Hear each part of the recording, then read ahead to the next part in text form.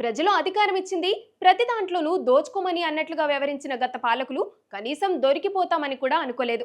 30 ఏళ్లు మాదే అధికారం అనుకుని కన్ను మిన్ను కానరాకుండా వ్యవహరించారు. నేరుగానే కమిషన్లు పుచ్చుకున్నారు. ఈ వ్యవహారాలు ఒకటి తర్వాత ఒకటి వెలుగులోకి వస్తున్నాయి. తాజాగా నెల్లూరు జిల్లాలో జరిగిన క్వార్ట్జ్ ఖనిజం దోపిడీ వ్యవహారంలో తాడేపల్లి లింక్ వెలుగులోకి వచ్చింది.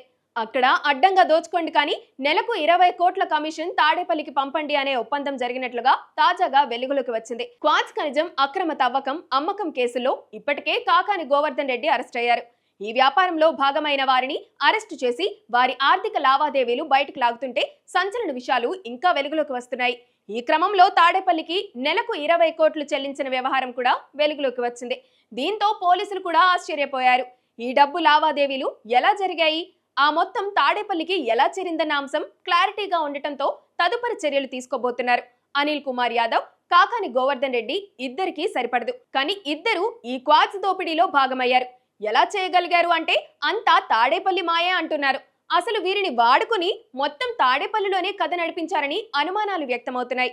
ఇప్పటికే లిక్కర్ కేసులో గత ప్రభుత్వ పెద్దలు నిండా మునిగిపోయి ఉన్నారు. ఇప్పుడు ఈ క్వార్ట్జ్ దోపిడీ వ్యవహారంలోనూ ఆధారాలు బయటకొస్తే ఇక తేలడం కష్టమవుతుంది. వైసీపీలో ఈ వ్యవహారం సంచలనంగా మారనుంది.